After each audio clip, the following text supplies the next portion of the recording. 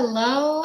I'm live. I'm live here on LinkedIn streaming, and I'm also live right here on Instagram. So, got two screens going. So if you see me moving back and forth between screens, that is why.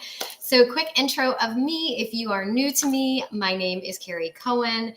I am a licensed psychotherapist. I've been practicing for 25 years. And my area of expertise is in marriage. So I am also a marriage coach. I work with couples and also individuals who want to work on their couple or want to be a part of a couple. And I also have a group program launching very, very soon. So, yes. So what I'm going to talk about today. So in addition to my interest in psychology and marriage, I am also very interested in Buddhism. So I read a lot about it. I study it. I have been someone who has spent time exploring, meditating, and I love their principles because they're so simple and so straightforward.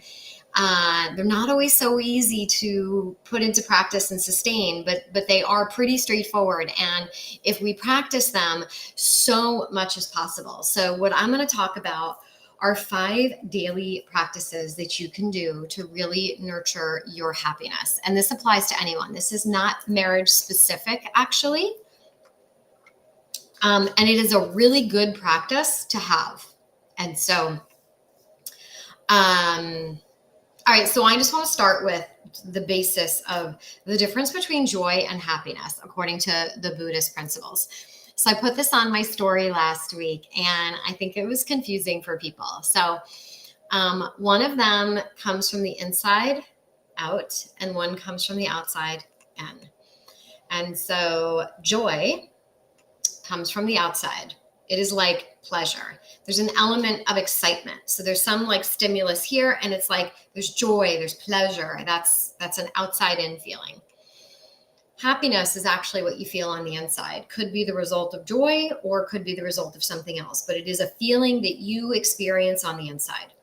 So both of these are impermanent. They don't last. And according to Buddhism, nothing lasts forever, right? So things come and go. The beauty in that is that when you're going through a painful experience, you can just remind yourself that just like the good things don't last, the bad things don't last either.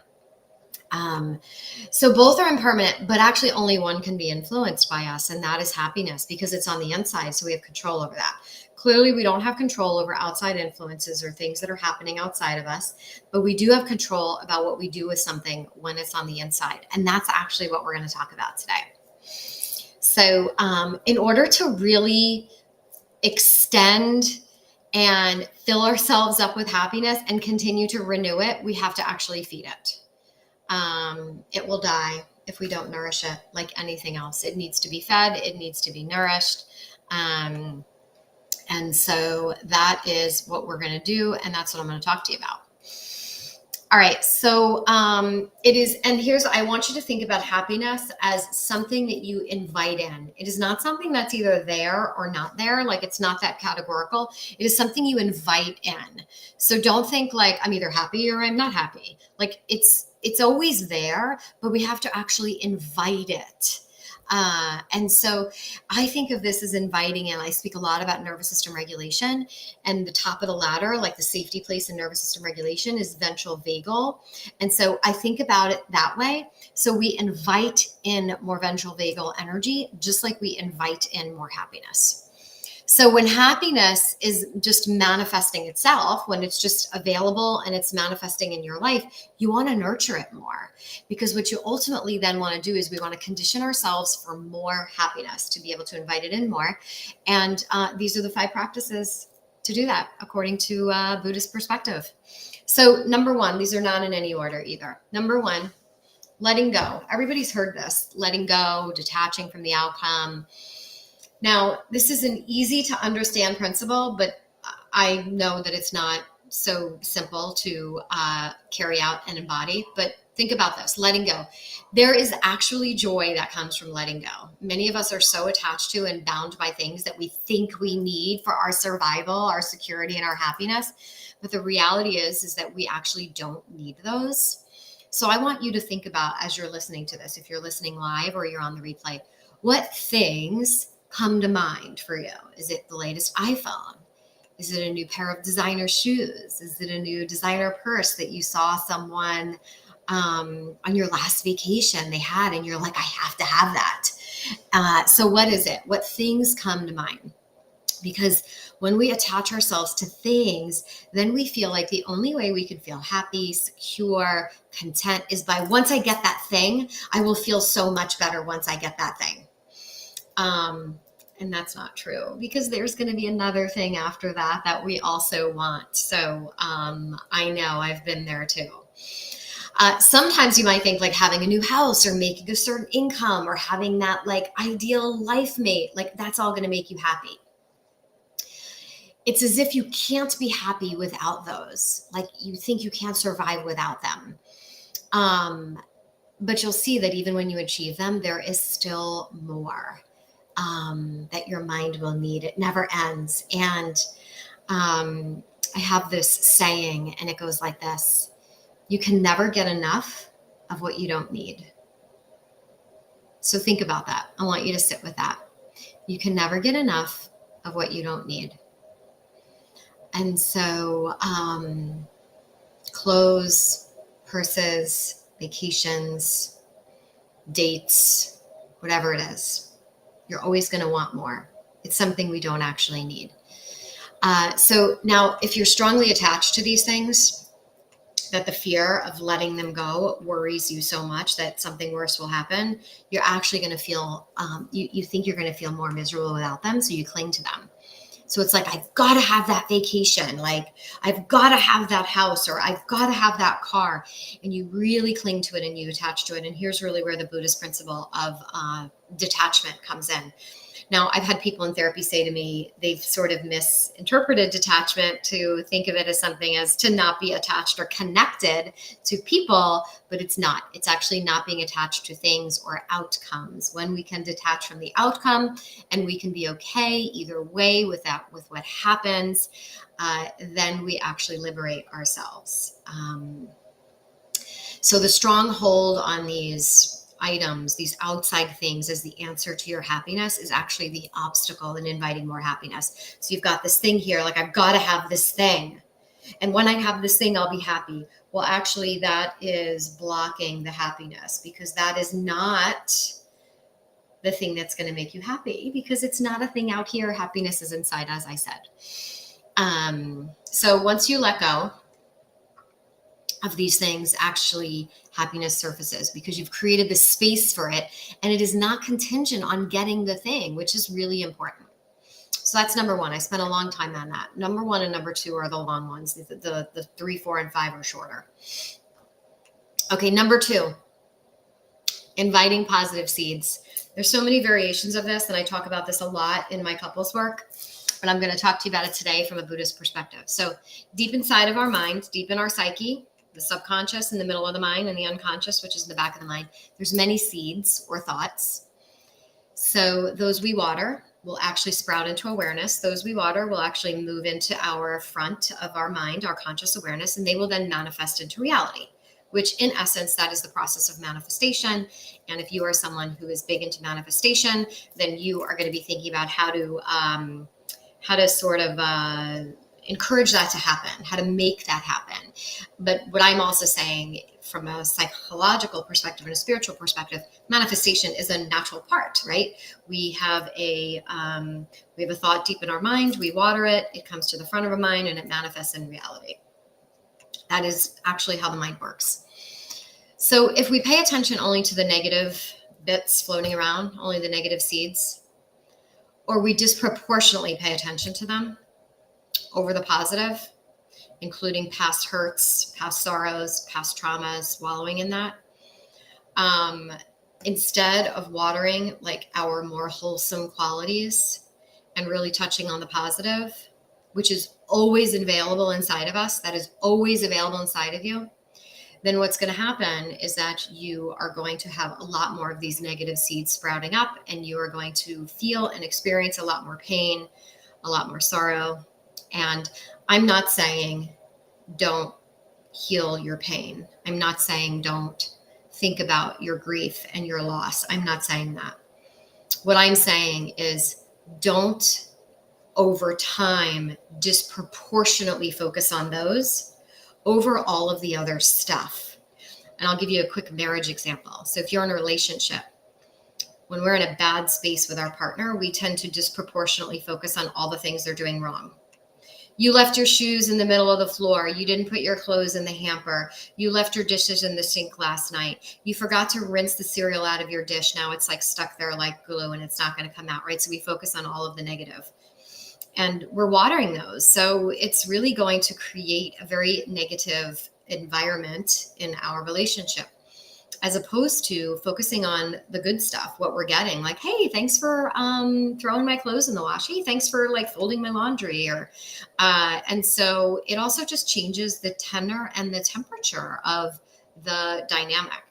So going back to the Buddhist perspective here. So one way of taking care of our suffering actually is to invite the seed of the opposite to come in. Nothing exists without its opposite, right? Light doesn't exist without dark. Sadness doesn't exist without happiness. We would not know heartbreak if we didn't know love. So love doesn't exist without heartbreak. So there's always this sort of that duality, right? So one way of dealing with this is inviting in the seed of the opposite, so that you can now start to nurture that. So I'll give you an example. If you feel the seed of judgment, you're looking at someone, you're scrolling, or you're looking and you're like, oh, I can't believe they're posting that. Like, why are they doing that? I want you to try inviting in its opposite. And the opposite of that is compassion. So this is very intentional. We have to actually do it intentionally. It won't happen on its own. And what happens naturally, though, is when compassion comes up, judgment goes down. And it's like, wow, the compassion, she's really putting herself out there. That must have taken a lot of courage and a lot of strength and compassion. Like, wow, she's like, that's really amazing that she's like asking for help rather than judging. Like, how could she like share those things about herself? And how could she put herself out there? And gosh, she's really messed up. And so we really want to be mindful that that's a very easy way to nurture the positive seeds. And selectively water and nurture the good parts of yourself, the caring, compassionate, as opposed to like the judgmental and the angry part. So I want you to selectively start to focus on all the positive aspects of you, all the things that you're good at, instead of focusing on like, well, I'm not good at that. I'm not good at that. That's never going to work out because I don't have that strength. So, and again, not about ignoring your suffering. It's just, we don't want to marinate in it. And as a result, suppress the positive seeds. All right, number three. Number three is mindfulness-based joy. So this is really just about enjoying the small moments. For me, that's going outside in the morning in my back porch. We live in a quiet neighborhood. My pool fountains are on. I hear the water, but I can hear the birds chirping. There's so many birds in my neighborhood and so many birds in my backyard. For me, that's a good example of mindfulness-based joy. I do that every morning. Now, if I'm not in a good place and I actually need to intentionally create some mindfulness-based joy, I will do that. That is my go-to. So it's about enjoying and savoring the small moments. It's really important that we savor them. And you want to, if you think about like tipping the scales, we want to like add more of that and tip the scales in that direction. And that invites in more happiness and puts suffering at bay. So number 4, concentration. So when we concentrate and we focus on something very much in the moment. So an example of that is your breath. Focus on the inhale, focus on the exhale. You can focus on the inhale, inviting in more happiness, more pleasure, more contentment. Exhale, you can release the pain, the suffering, the negativity. In that moment, when you have that very focal concentration, you actually create space for happiness to arise, because your mind is not in that moment cluttered with all of the distraction of all of the stuff you have going on. Look, as soon as we start focusing on and regretting things in our past and worrying about things in our future, we're out of the moment and we're inviting in anxiety. And as some of you may know, my mom has been going through treatment for cancer. And I've had to practice this a lot because I don't know what's going to happen. And I don't want to let myself go too far down that road. So whenever that happens, I'm really training my mind to bring myself back to this moment. And if any of you know cancer, you know that it is a roller coaster and it is so unpredictable. So in this moment, my mom is good. In this moment, she's here. In this moment, she's good. And the fifth one, which is one that I love because it's actually something that we work on in psychology, which is insight. Insight is when you can connect your thoughts and your feelings with knowledge. And to me, that is the most liberating, when we can actually connect the thoughts and the feelings with something that we can come to know.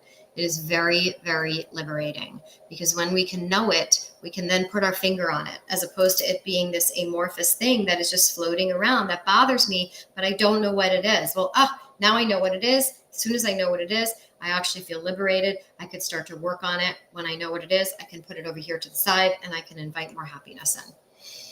So I challenge you to practice these daily, at least a few of them. And for any parents who are listening, if you are pre-empty nesters or getting ready to be empty nesters, number one, letting go is really important. Thinking about the detaching from the outcome, letting go that you will be okay either way when your kids leave. You could be okay either way with what they do with their life, where they go to college, what kind of job they have. This is a big one. And my daughter's 14. I've already started this practice for myself probably about a year ago. And so yes, any questions, you can put them in the comments below. Feel free to DM me on Instagram, DM me on LinkedIn, or anywhere you want. I'm happy to answer them. I love chatting about these things. Have a lovely day, and I will see you soon.